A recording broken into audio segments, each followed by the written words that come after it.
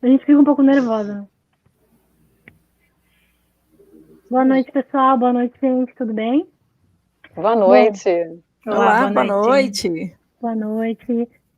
Bom, obrigada por todos que estão participando aí do painel, né? O nosso assunto hoje, ele é sobre transformação digital. Então, trouxemos aí 3 especialistas, né, na área de compras, umas mulheres fantásticas que trazem a experiência delas aí durante essa caminhada né, na área de compras. Bom, antes de apresentá-las, né, eu queria falar um pouquinho sobre o que a gente vai falar aqui, né, no painel hoje. Então, já se vem falando muito de transformação digital, né? A gente fala há muitos anos disso, mas o quanto esse ano esse assunto virou um assunto muito emergente, né? A gente precisou olhar mais para dentro, a gente precisou entender um pouquinho melhor quais eram os dados que nós tínhamos dentro das empresas. Então, acho que esse processo que as empresas estavam, talvez, trabalhando de forma mais devagar, se acelerou muito rápido. A gente precisou ter esse insight muito rápido para isso. Então, a ideia é trazer isso hoje como um assunto aí para debate. Então, queria pedir para vocês se apresentarem, né? Valéria, Érica e Daniela, por favor, para a gente começar com as perguntas. Tá, legal, então vou começar. Sou profissional da área de compras logísticas, né? Tenho 10 anos de experiência nessa área. Passei aí por grandes operadores logísticos da empresa de serviços e também na indústria alimentícia. E para mim é uma honra estar participando aqui desse evento junto com essas mulheres espetaculares. E é isso aí. Vamos para o painel de debate. Legal, então o meu nome é Érica Rieira, eu sou Head de Compras e Facilities no Grupo Dentsu International, sou membro do Comitê Executivo do Procurement Club e âncora do programa Papo de Comprador com meu colega André Gurgel, né, e também é um grande prazer aqui poder colaborar e participar com mulheres maravilhosas aqui desde ontem, né, durante a semana, num congresso incrível como esse. Obrigada pela oportunidade. Boa noite a todos. Meu nome é Daniela Meirelles. Eu sou fundadora da D-Brand, que é uma consultoria de marketing e inovação, do Yup, que é uma startup. Eu já tenho aí mais de 20 anos de experiência com branding, estratégia e desenvolvimento de novos negócios. E também já sou mentora já em 5 programas de aceleração. E desde os 18 anos de idade, eu venho buscando autoconhecimento. E é por isso que o meu tema aí da minha apresentação foi transformação pessoal com alavanca de sucesso. Prazer estar aqui com vocês, todas essas 2 palestrantes maravilhosas. E obrigada aí por, Camila, você estar mediando o painel. Obrigada, gente. Então, estou me apresentando, que eu acabei não me apresentando. Meu nome é Camila.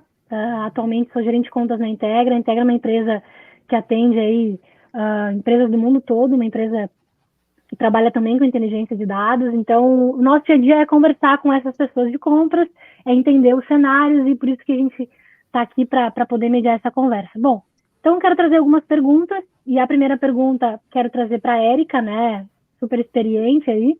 Érica, a gente vem falando muito de inovação e transformação, né, a gente inclusive trouxe aqui uma pesquisa, né, que traz alguns números, como por exemplo, hoje, com as novas tecnologias, as empresas afirmam que conseguem reduzir em torno de 30%, né, os custos em aquisições. Então, a gente pode falar de alguns recursos, né? A gente tem a Big Data, a gente tem a inteligência artificial, automação, enfim, internet das coisas, são muitas ferramentas para que a gente consiga fazer isso, né? E eu queria entender, né, do teu histórico aí como profissional, quais atividades o setor de compras ele consegue otimizar usando essas tecnologias que nós temos disponíveis hoje? Legal, Camila. Então, assim, o que eu queria dizer inicialmente é que, assim, essas tecnologias que você mencionou, elas trabalham de formas diferentes dentre os diversos processos de compras.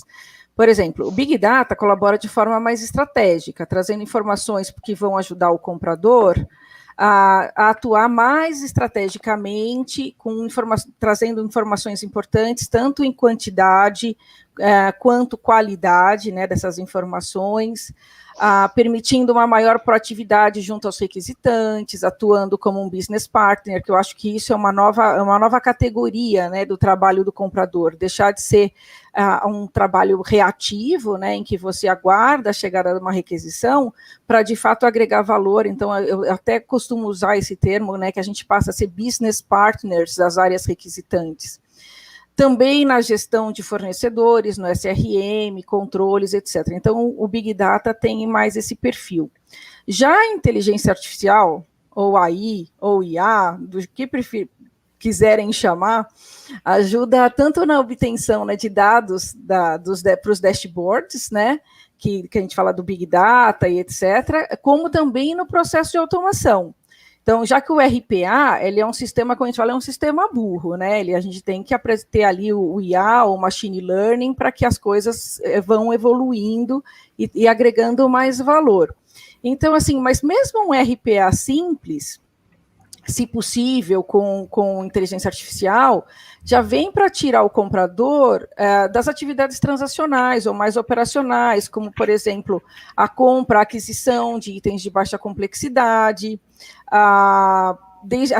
também preencher templates das RFX, né? Pode ser RFQ, RFP, enviar essas RFX para o mercado, considerando já um banco de dados de fornecedores que já esteja parametrizado no sistema, com as informações necessárias para essa escolha.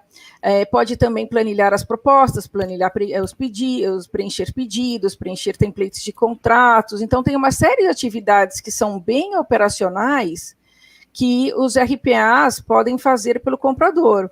Então, o que acontece? O comprador consegue ficar mais dedicado ao trabalho estratégico, né? Que, como eu já comentei, vem o Big Data também para ajudar. Então, além dessas tecnologias que foram citadas, o que eu queria falar também é porque, assim, a gente também tem que falar da própria implantação dos ERPs, né, e das ferramentas especialistas que estão cada vez mais desenvolvidas. E por que eu acho que isso é importante, né? Porque as empresas maiores, elas já estão partindo de um ERP evoluído para questões de tecnologia, como as que a gente mencionou, mas a gente tem ainda milhões de empresas no mercado que não têm um ERP desenvolvido ou com as melhores ferramentas. Então, de repente, a gente tem que pensar também nesses primeiros passos, que é o desenvolvimento, a implantação de um ERP, e para depois a gente pensar nessas outras tecnologias. Eu acho que o caminho é por aí. Legal, obrigada. Bem como você falou, né? Tem uma série de ferramentas que, inclusive, são ferramentas que estão acompanhando o RP hoje, que trazem muitas informações que alimentam o RP. Né? E para o RP receber essa informação correta, ele precisa de apoio de ferramenta e justamente, né, é aí que entram essas novas tecnologias, né? Então, puxando aí já essa questão das ferramentas, queria fazer uma pergunta para a Valéria, né, em relação justamente às ferramentas, né? E um conceito hoje, a gente fala muito, eu escuto muito isso, né? O profissional 2.0, o comprador 2.0, são pessoas que estão conhecendo ou que conhecem essas ferramentas, ou elas trabalharam, ou elas buscam conhecimento sobre as ferramentas, né? Então, eu imagino que essas ferramentas, elas conseguem ajudar o comprador a ser estratégico, que é exatamente o que a Erika comentou, né? Precisa ser uma pessoa muito estratégica, né? Então, eu acho que a ferramenta, ela vem muito nesse sentido. Então, galera, se você puder citar aí quais ferramentas que você conhece no mercado, ou que você talvez percebe na sua experiência, que podem ajudar aí a área de compras, né, a melhoria dos processos. Então, Camila, acho que a expressão do momento nessa área de compras é o comprador 4.0, né? É a palavra do momento. Então, hoje, o comprador, ele não pode ser mais aquele profissional operacional. Eu sei que a gente já falou muito sobre isso aqui, mas é sempre bom enfatizar que esse profissional engessado está com os dias contados, porque a Compras 4.0 veio para isso, para automatizar os processos. Mas quando a gente fala de automatizar, acaba assustando um pouco, porque pensa, meu Deus, e agora, né? Como que eu vou fazer isso? O comprador precisa ser um profissional de TI para ele iniciar a transformação digital na empresa que ele trabalha? Não, não precisa. Ele precisa ser curioso, criativo e atrás do conhecimento, né, para ele automatizar. De início, o que causa mais dor para ele? Na minha opinião, tá? Na minha humilde opinião, para iniciar, o que causa mais dor? São aquelas compras pequenas, né, de baixa complexidade, com alta frequência, que geralmente são as compras spot, né, que toma tempo do comprador. Então, para mim, uma ferramenta interessante para automatizar esses processos seria o RPA, que foi até a palestra da Fernanda ontem, que, aliás, foi excelente, ela abordou muito bem o tema, para tirar essas compras de baixa complexidade da frente e fazer o comprador atuar em frentes mais estratégicas, com strategic sourcing, com RPs que fazem esse tipo de trabalho. Então, eu acho que, para mim, uma ferramenta super importante de início para você começar a transformação digital na sua empresa é automatizar os processos, o RPA. Perfeito, muito obrigada. Bom, então, e voltando nesse assunto, né, do comprador, então, 4.0, que é esse comprador aí do futuro, que agora, provavelmente, com a pandemia, teve que se reinventar, trazer coisas novas, enfim. Então, a gente fala muito de habilidades, né?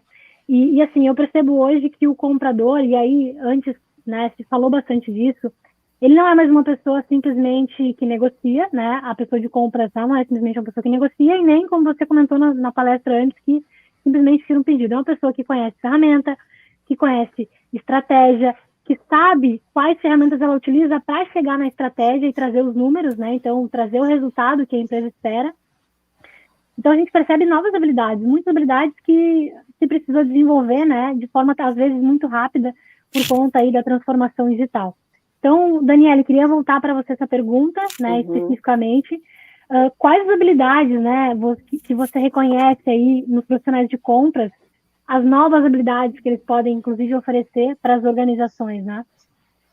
Então, Camila, eu cheguei até a comentar sobre essas novas habilidades que são exigidas, né, com essa revolução, essa era agora 4.0, na minha apresentação. E aí, entre elas, né, tem uma lista, né, entre elas tem a alfabetização de dados, ter pensamento crítico, que é muito importante para poder avaliar, né, a tomada de decisão. Por exemplo, não existe mais aquela questão de comprar por menor preço. Às vezes, vale mais a pena uma empresa comprar um produto mais caro, mas que a tomada de decisão vai ter um impacto mais positivo de EBITDA na empresa. Então, tem que ter esse pensamento crítico, uma habilidade em tecnologia, entender de tecnologia em termos assim, de cloud, desenvolvimento de software, né, como que essa tecnologia pode impactar positivamente na empresa como um todo, entender também de metodologia ágil. Tem que ter muita importância também que esse novo comprador do futuro, ele tenha adaptação e flexibilidade, ele constantemente esteja aprendendo novas técnicas, ele esteja constantemente adquirindo novas habilidades. Tem que ter criatividade, né, para pensar sempre fora da caixa. Muito importante também que ele tenha inteligência emocional para saber lidar com a equipe, né, não só com a equipe, mas, enfim, com a empresa como um todo, mas também com seus parceiros, com os fornecedores. É importante que ele tenha inteligência cultural, né, também, e de diversidade, porque cada vez mais as empresas elas estão se internacionalizando e as equipes também estão cada vez mais diversas. Então, respeitando crenças, diferenças políticas, religiosas, de culturais mesmo, tem que ter é muito importante também que esse comprador do futuro tenha habilidade de liderança, né, porque ele hoje, o setor de compras, eu vejo que ele também ele vai ganhar muito status, né, porque antigamente o setor de compras não era muito, assim, digamos assim, muito bem visto, né, era assim, aquela pessoa mais assim de operação, né, de comprar, né, e fazer contratos. E, na realidade, hoje não. Eu vejo que o setor de compras, ele passou a ser muito estratégico na empresa, vai ganhar muita importância, porque da mesma forma que o departamento de RH, ele, enfim, é vital para gerenciar equipes, gerenciar talento, trazer os melhores talentos para a empresa, esse comprador do futuro, ele é que, vamos dizer, que faz a máquina funcionar. né? Ele que coloca gasolina no carro. Então, ele que busca os melhores preços, os melhores produtos, e é muito importante que ele tenha uma visão assim, macro, né, da economia, uma visão macro do negócio, uma visão macro assim, do mercado em geral, que ele entenda muito bem do cliente, que ele entenda muito bem dos fornecedores, dos parceiros, que ele tenha realmente uma visão muito estratégica, que ele seja proativo, muito comunicativo, tenha muita empatia. Enfim, eu vejo que ele vai ser um analista realmente de negócios. Legal, chegou uma pergunta aqui, e eu queria trazer até a pergunta agora justamente para você, porque ela tem muito a ver com o que você falou. Então, a Ana ali está perguntando para a gente, né?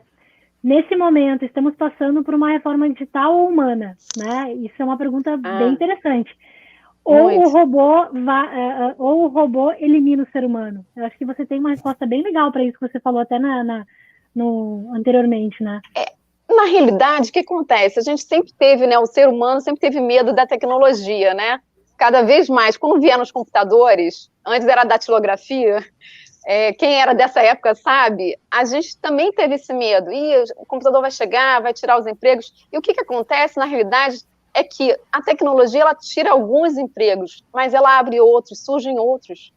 Então, na realidade, nós, seres humanos, o que a gente tem que fazer é se adaptar, se reinventar e adquirir novas habilidades.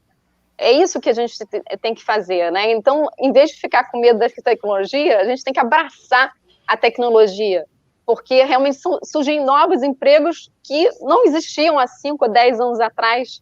Né? Quem que antigamente falava, não existia blockchain, não existia cloud, né? Antigamente, lembra que a gente usava fax? Hoje em dia o fax acabou, virou obsoleto. Então, são novas formas de você lidar no trabalho, e a tecnologia ela vai mudando essa forma da gente não só viver, mas, enfim, também trabalhar. E então a gente tem que se adaptar, então não tem que ter medo. Eu acho que a gente tem que abraçar a tecnologia, evolver, porque assim, a tecnologia vai mudando a forma de viver, de trabalhar, mas a gente também, como ser humano, a gente também tem que ir evolvendo com ela.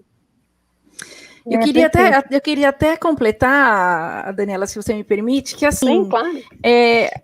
Acho que por conta de todas essas novidades, está criando um sentimento de urgência nas pessoas, né? E eu acho que a gente tem que agir com tranquilidade, né? Porque essas tecnologias estão chegando, mas assim, ainda vai um tempo para que todas as empresas estejam no mesmo ritmo, no mesmo nível de implantação dessas novas ferramentas, etc. Então, é importante que as pessoas comecem a se preparar, porque isso um dia vai chegar.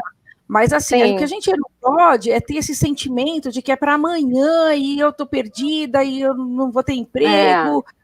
Então, assim, vamos agir com tranquilidade, vamos trabalhar aí, qual é o nosso plano de ação para a gente começar a conhecer, começar a ser envolvida aí com essas questões, mas assim, com muita tranquilidade, com muito, com o desejo, né, do conhecimento, né? Então, assim, só para acalmar um pouco o pessoal, né, que parece que as coisas são para amanhã.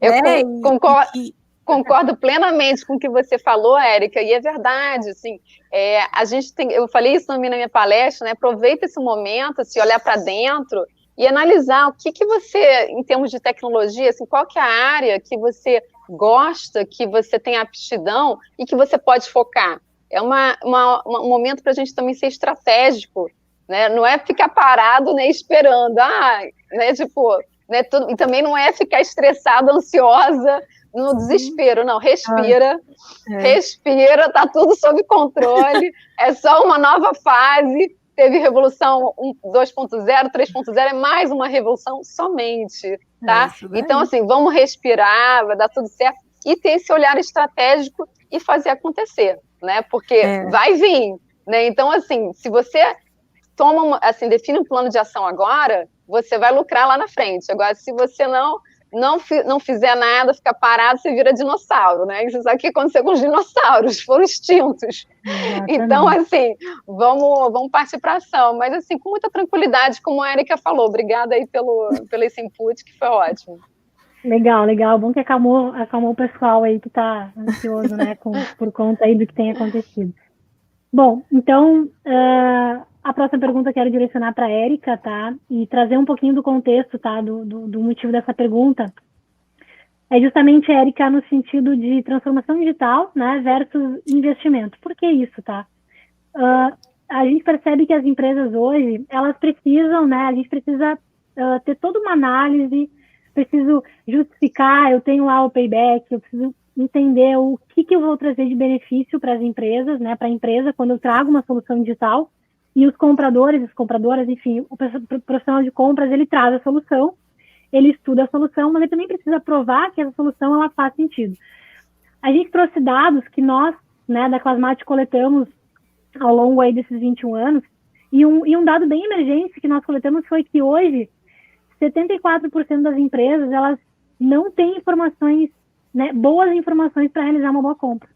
Porque não se tem coleta de dados, porque talvez o processo não é tão estratégico por conta da demanda dessa pessoa de compras, que não consegue atender a todos os outros processos.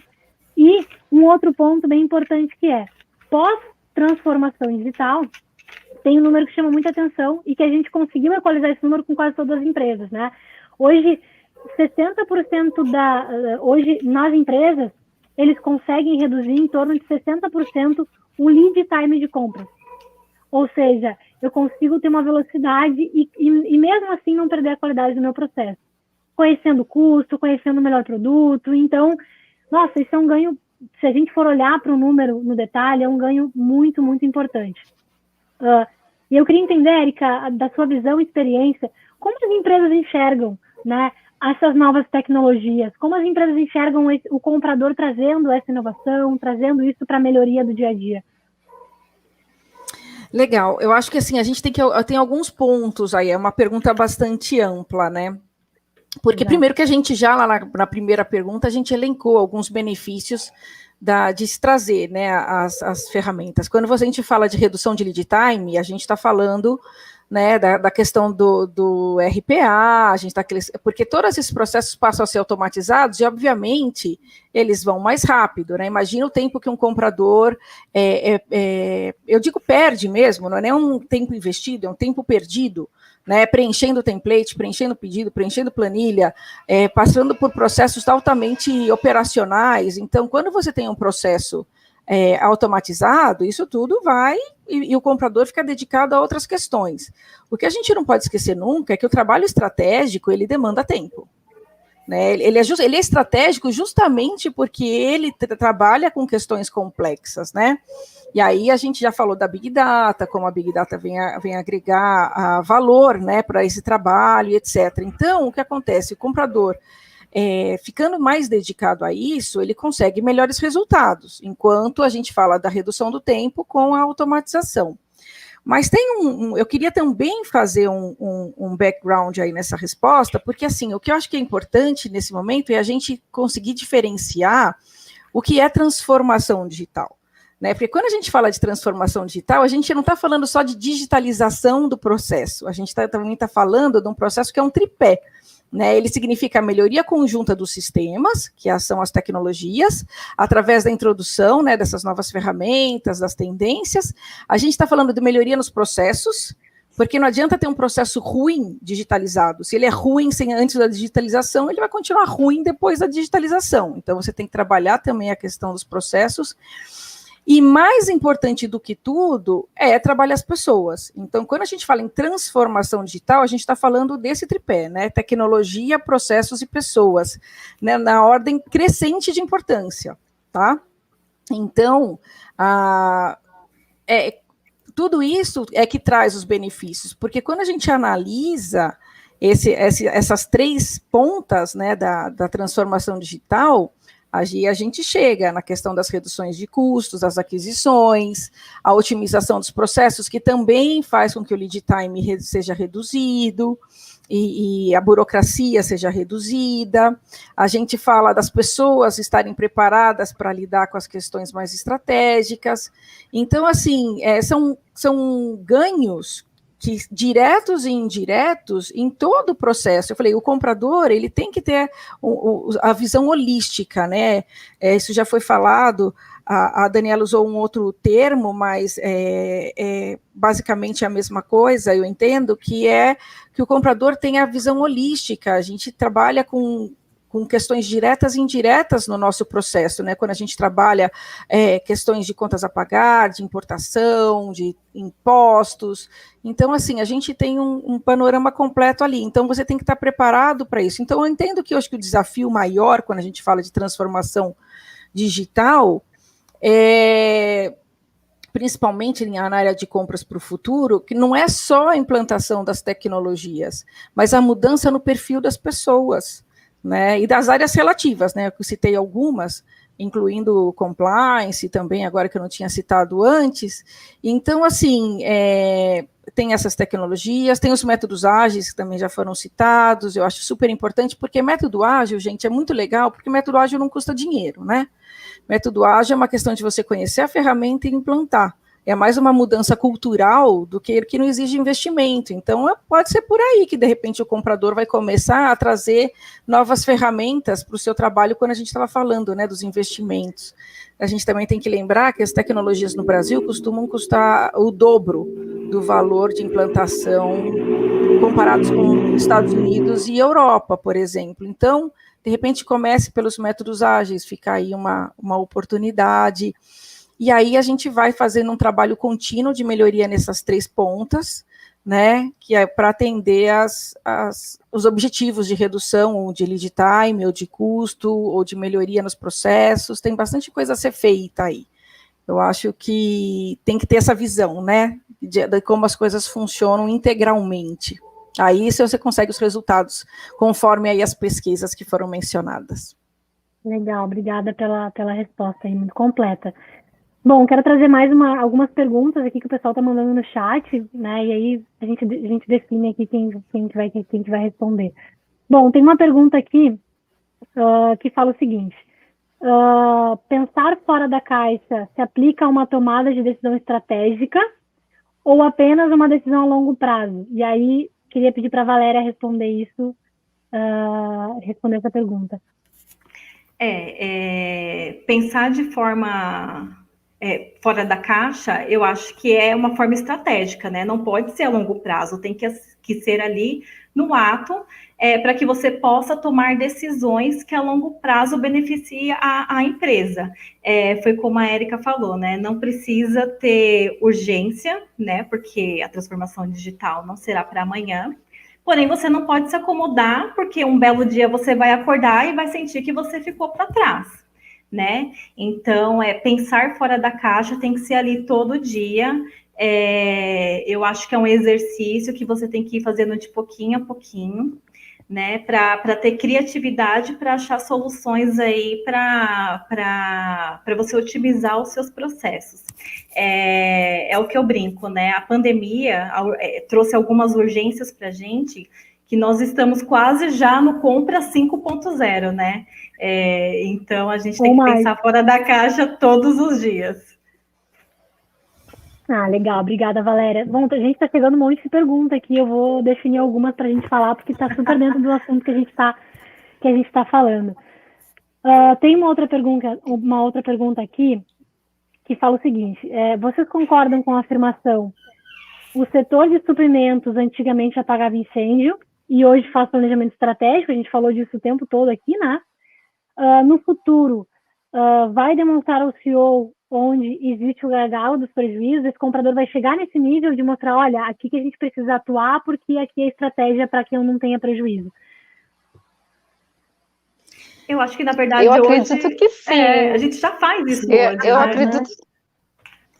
É muito importante, porque, assim, por isso que eu falei, até comentei, que o comprador do futuro, ele vai ser um consultor estratégico, justamente para auxiliar o CEO, né, o dono, o diretor da empresa, a falar, olha, por aqui não, entendeu? Vamos por esse outro caminho, porque ele vai precisar ter essa visão macro, visão holística, né, como a Érica falou, de tudo como um todo. Então, por exemplo, agora com o Covid, né, o comprador já com esse olhar de visão de negócio, quando surgiu a pandemia, primeiro dia ele já tinha que olhar e falar assim, vai faltar peça, vai faltar, então deixa fazer pedido, assim, dobrar, triplicar o meu pedido para não faltar material para minha produção, porque foi o caso, né? Fecharam-se as fábricas. Então, qual foi o impacto negativo disso no mercado? Então, assim, esse comprador, por isso que eu falo que é uma área que vai ganhar muita importância no negócio, vai ganhar status, né? Esse mérito aí grande, porque, assim, vai ser realmente uma área no coração da empresa, né? Olhando e auxiliando através da tecnologia, porque, como já foi muito falado, a tecnologia vai possibilitar que essa área seja muito mais estratégica, então vai possibilitar que ele tenha esse olhar mais amplo e auxilie o negócio, possibilitando realmente mais lucros, enfim, auxiliando na expansão do negócio como um todo. Exatamente. Só complementando, eu acho que a gente já avançou muito, né, nisso, porque antigamente, quem já não ouviu a expressão aí, todo mundo quer ser comprador, né? Todo mundo é comprador, porque quando chegavam as demandas para compras, já vinha lá com preço, com fornecedor, tudo decidido, era só para você colocar o pedido no sistema e fechar o contrato. Hoje não, hoje as pessoas entendem que precisam utilizar a expertise do comprador, né? Que ele tem a visão geral do mercado, do TCO e tudo mais. Então, acho que a gente já está avançando bastante aí nessa questão de utilizar a inteligência do comprador. Exato, eu também queria fazer uma contribuição, que assim, a gente já está num momento de transformação, né? Isso já foi mencionado, de como era a área de compras. Eu nem mencionei na minha apresentação quanto tempo eu tenho na área de compras, mas só para dar uma ideia, eu usava fax quando eu entrei na área de compras. Então, eu acho que já tem nessa transformação, e não é para o futuro, não. Como a gente falou, já está acontecendo. A gente tem que pensar que, assim, existem os KPIs táticos. Hoje, quando a gente fala de saving, lead time, uma série de outras questões, a gente está falando isso. Antes eles eram estratégicos, hoje eles já são considerados táticos, né? E aí a gente já começa a ter outros KPIs, como a gente também já mencionou aqui, ligados ao planejamento estratégico da empresa, né? Dentro da área de compras. Então, assim, não é para o futuro. Diferente do que a gente falou das tecnologias, da urgência, isso já está acontecendo já. Os KPIs de compras têm que estar ligados ao planejamento estratégico da empresa. Não é futuro, é agora. Isso é urgente. Isso é urgente. Ah, legal. Bom, queria também fazer mais uma pergunta aqui, vou direcionar ela para a Érica, né? Acho que ela vai entender o porquê, tá? Mas, então, tem uma pergunta que chegou aqui que fala o seguinte, tá? Isso acho que é um ponto bem importante. Em um time pequeno, como ser estratégico? Sendo que o operacional não para, né? Vale separar os times, mesmo que momentaneamente, né? Então, gostaria que você respondesse aí essa pergunta. Desculpa, eu perdi o comecinho. É um time pequeno, é isso? Em um time pequeno, né? Em um time pequeno, pelo que eu entendi, um time pequeno, a gente tem muitas demandas. Como que eu vou ser estratégico? Separo as equipes entre estratégico e operacional ou não? Qual é o entendimento nesse sentido? Primeiro, assim, fica difícil de dizer porque eu não sei quão pequeno é isso, né? Porque o pequeno é relativo, né? Então, eu não sei se o pequeno é uma equipe de meia dúzia de pessoas, depende do tamanho da empresa, fica um pouco complicado. Mas eu queria dividir com vocês um case meu de vida profissional, de quando eu fui promovida a supervisora, e quando eu fui promovida a supervisora, isso em 2011, eu fui promovida a supervisora do time transacional. Então, eu sei bem o que é um grupo que tem um altíssimo volume de compras e fica toda hora apagando fogo, né? Toda hora na correria. Então, a gente lidava com 1.500 itens por comprador por mês, né? Então, era uma loucura. Então, assim, o que eu sugiro, né? Eu sugiro que alguém tenha um olhar um pouco mais estratégico, mesmo se tratando dessa questão do volume, não necessariamente separar a equipe, porque eu falei, eu não consigo ter uma visão clara de quantas pessoas a gente está falando. Mas, assim, o que poderia ser feito, né? Por exemplo, qual é o critério para que uma peça spot entre num contrato de MRO? Será que os critérios para que essa peça vá para o MRO estão muito rígidos? A gente podia flexibilizar e mais requisições spots irem para os contratos? O que a gente pode desburocratizar no processo de aquisição dessas peças de baixa complexidade? Será que está sendo muito complexo, seguindo os processos de todo o departamento, incluindo as compras mais complexas, mais de alto valor, e aí você desburocratizando, você consegue dar mais vazão, e aí você reduz o backlog, e reduz o número de requisições, porque cada 1% de requisições spot ou transacionais que você resolve, ou você reduz do seu volume, melhor dizendo, você consegue parar, respirar e falar, tá bom, qual é o próximo passo? Eu melhorei isso, melhorei, por exemplo, como eu disse, a questão da inclusão em contratos, melhorei a burocracia dos meus estou começando a entender, então você vai ganhando tempo para pensar em futuras melhorias. Eu acho que é um processo de melhoria contínua que tem que ter quando a gente trabalha com alto volume de peças, assim, ou de requisições. É um processo de longo prazo, não é só uma ação que vai resolver o problema, mas tem que ser um processo de melhoria contínua, e você vai dando um olhar mais estratégico até para as compras transacionais, e você aí vai resolvendo esses problemas. Tem uma série de pequenos ajustes que podem ser feitos, mas tem que ser um processo de melhoria contínua. Tá bom? Perfeito, espero ter ajudado. Concordo plenamente com você. Foi muito clara, realmente tudo que você falou faz muito sentido. Bom, a gente tem alguns minutos e o pessoal está pedindo aqui para eu falar mais algumas perguntas. O pessoal está super interagindo no chat, então quero fazer também mais uma pergunta que pediram aqui, né? Sobre uma empresa, né? A pessoa coloca aqui, uma empresa que cresceu rapidamente e não investiu em tecnologia e nem pessoal em área de compras, tá? Qual a probabilidade dessa empresa ter problemas no futuro ou até de falir? É uma pergunta um pouco complexa, mas acho que dá para trazer alguns insightzinhos e responder algumas questões aí dela, né? Uma empresa que não se estruturou para a área de compras, para essa tecnologia, qual é a probabilidade de ter problemas num futuro próximo aí? A probabilidade vai ser grande, né? Eu acho que todo mundo vai concordar comigo, que a probabilidade, assim, é enorme. Então, assim, já que ela não fez isso, que ela faça para ontem, né? Assim, que ela possa avaliar os recursos dela e que, como até a Érica também já sugeriu anteriormente, começa como, né, métodos ágeis e tenta investir, enfim, da melhor forma possível, né, para otimizar aí essa área de compras em termos de tecnologia. Outra coisa também que eu cheguei a não citar, mas assim, tem tantas startups aí que de repente podem até auxiliar essas empresas, startups que estão iniciando e que estão desenvolvendo várias ferramentas que são mais acessíveis, tem um custo baixo, talvez possa até fazer uma parceria. Então, assim, se não tem recursos, tantos recursos para investimento em tecnologia, ser um pouquinho criativo também, né? Enfim, ter esse olhar de parceria com empresas, enfim, para que realmente invista para ontem, porque não tem como essa empresa sobreviver se ela não investir em tecnologia. Até ela vai sobreviver durante um determinado momento, mas assim, o espaço de vida, né, enfim, dela vai ser curto, porque é que nem você falar, olhar para trás e falar, poxa, qual a empresa que sobreviveu sem ter computador? Né? Vocês lembram antigamente? Eu fui da época que aprendi a datilografia no colégio, né? Então, assim, eu tive que fazer essa transição de aprender computador.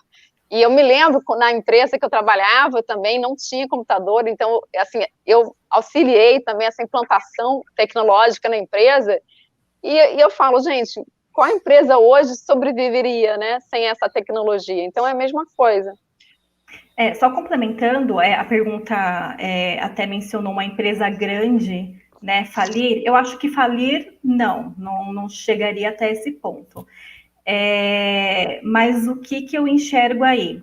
Muitas empresas grandes ainda não entraram nesse movimento, por quê? Tem medo do investimento, né? E eles pensam assim, olha, até agora está dando certo, continua dando certo, para que eu vou investir? Vou gastar meu tempo nisso.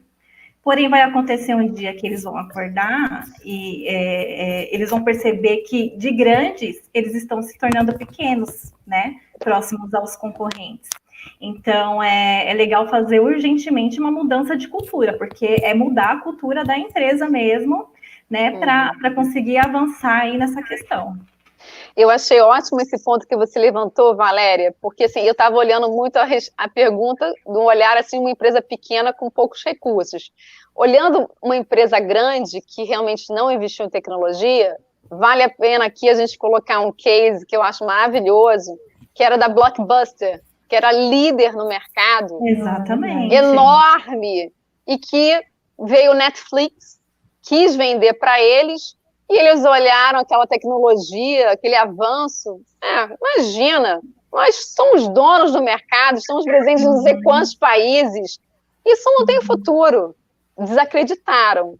E, enfim, o resto é história, né? Que todo mundo já sabe, né? Netflix hoje manda aí no mercado, domina, e Blockbuster virou coisa do passado. Então, a mesma coisa. Porque que acontece? Empresas grandes, elas que de sucesso, o grande problema delas é justamente isso. Elas acham que por elas já serem grandes e terem sucesso, que nada hipoteticamente pode abalar esse sucesso que elas já conquistaram. Então, assim, é quase que, de uma certa forma, uma arrogância de que nós somos donos, nós mandamos no mercado, mas assim, você chegar no topo é difícil, mas você se manter lá é muito mais.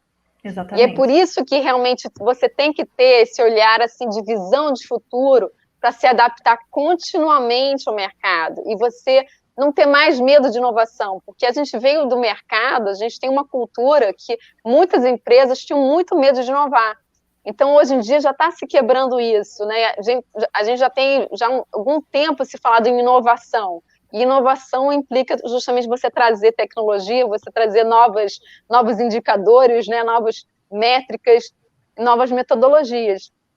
Então, é isso. Espero ter contribuído. Sim, e lembrando que, assim, quando a gente fala de empresas, a gente está falando de competitividade, né? A gente tem que lembrar que, por exemplo, quando o resultado de uma venda, ele não é livre, ele não é líquido, né? Ele tem lá os seus custos de produção, de entrega, de logística, tem todos os custos envolvidos. Os resultados trazidos por compras, eles são, como o pessoal brinca, na veia, né? Então, quando a gente faz investimento, a gente já falou aqui nas perguntas anteriores, quando a gente faz investimentos que tragam resultado, principalmente na área de compras, você está aumentando resultados líquidos para a empresa, assim, né, que são na veia. Então, você melhora a sua competitividade, porque chega um momento em que você esbarra num teto de vendas, né, e você tem que ter essa parte interna ajustada, para que você se mantenha saudável, né, no mercado e produtivo e competitivo. E também a questão da inovação, quando a gente fala, inovação tem que ter ROI, né, um ROI robusto, não é inovação pela inovação, né, ela tem que, como a gente já falou também, as inovações, elas têm que tratar de situações reais que tragam resultados financeiros em termos de processos e tudo mais que a gente falou. Então, assim, é para ontem que essa empresa tem que começar a mudar aí o seu perfil e ter, assim, e ser bastante assertivo, né, porque também, às vezes, quer correr atrás do tempo perdido, né, e acaba investindo em coisas que não trazem resultado real. Legal, perfeito. Acho que é bem isso mesmo. E até diria mais, talvez essa empresa não vá falir, mas talvez não vá crescer e também não vai atingir o patamar que ela espera alcançar. Então, isso a gente acompanha aí, né, diariamente. E uma coisa bem legal, exatamente, uma coisa bem legal que os nossos, né, a empresa hoje onde eu trabalho, a nossa 100% das tratativas são com pessoas de compras, né? Então a gente começa a perceber o quanto também que as pessoas que trabalham em compras, profissionais, estão engajadas com tudo que a gente falou agora. Elas querem que a empresa cresça, elas estão se sentindo parte realmente do time, não é simplesmente um funcionário, né? Uma funcionária. Elas entendem que precisa melhorar, que precisam estar engajadas com o processo. Então, isso é uma coisa bem legal, porque a gente começa a perceber que tudo que a gente está falando aqui realmente é algo que se torna real, né? Então, não, exatamente. E quando a gente fala de inovação, além de ser comprador, a gente tem que fazer um papel de vendedor, né, dentro da empresa, que é vender internamente que aquilo vai ser bom, provar que aquilo vai ser bom. Então, o comprador 5.0 vai ter que ser vendedor também. Vai ter que ser um vendedor também, vai ter que ser um vendedor, Exatamente. negociador e tudo mais. Exatamente. Com certeza. Bom, gente, vamos para a última pergunta, então. A gente já está com o tempo aqui encerrando, mas tem muitas perguntas chegando aqui. O pessoal está super gostando do assunto. Acho que é bem legal essa interação. Então, eu queria fazer a última pergunta e aí a gente define aí de quem a gente vai responder. Quais são as etapas iniciais que as organizações que ainda não possuem setor de compras informatizados deveriam seguir, né? Então, qual é o passo a passo para se ter esse processo, para se ter uma área de compras aí 4, 5.0, né? Como a gente vem falando, né? Enfim, então eu queria dividir aí com vocês essa pergunta. Eu vou deixar para a Érica. Olha, gente, assistam a minha palestra aqui no Conacomp, hein? Assistam, boa, porque lá tem a resposta para esta pergunta. Não deixem de assistir. Então, assim, a gente não está falando só de tecnologia. Quando a gente fala da implantação de uma área de compras com ou sem tecnologia, a tecnologia a gente entra no nível de maturidade da área de compras, né? Então, assim, a tecnologia está logo lá no comecinho, no segundo passo da maturidade. Então, assim, primeiro eu sugeriria que se implantasse um ERP ou uma ferramenta especialista, né? Não necessariamente um ERP ainda de ponta a ponta, mas uma ferramenta especialista que tem um custo um pouco mais baixo, né? Um investimento menor, mas que já ajuda automatizando uma boa parte desses processos. E também ajuda a trazer controles e ajuda na comunicação, né? Na mensageria entre compradores, requisitantes e fornecedores. Então, assim, para mim, eu acho que seria o primeiro passo para trazer um mínimo de tecnologia para uma área de compras em termos de ferramentas. Lembra que a gente falou da transformação digital, não é só isso. Mas em termos de ferramentas de tecnologia, seria ou um ERP ou uma ferramenta especialista, tá? Tem várias aí no mercado, não vou citar nenhuma em específico, mas eu acho que seria o primeiro passo. E depois a evolução, né, que a gente fala, você tem que saber onde você está, tem que saber onde você quer chegar, e aí traçar o plano ligando esses dois pontos, né, dentro das várias áreas que compras atua. Nas suas caixinhas, né, requisição, homologação de fornecedores, negociação, aprovação técnica, tem todas as caixinhas do fluxo de compras e todas as áreas envolvidas ali que a gente está trabalhando o tempo todo, né, SRM, legal, táxis e todas as outras coisas, a gente tem que saber como a gente está e onde a gente quer chegar, e fazer um plano no tempo aí, incluindo recursos, investimentos, etc. Mas eu diria que o primeiro passo seria ou um ERP ou uma ferramenta especialista, porque aí te dá uma visão um pouco mais robusta, um processo um pouco mais robusto do que a implantação de tecnologias específicas, que nem a gente já falou do Big Data, do RPA, etc, etc. Eles são muito pontuais, e eu acho que não resolve o problema de uma empresa que não tem tecnologia alguma.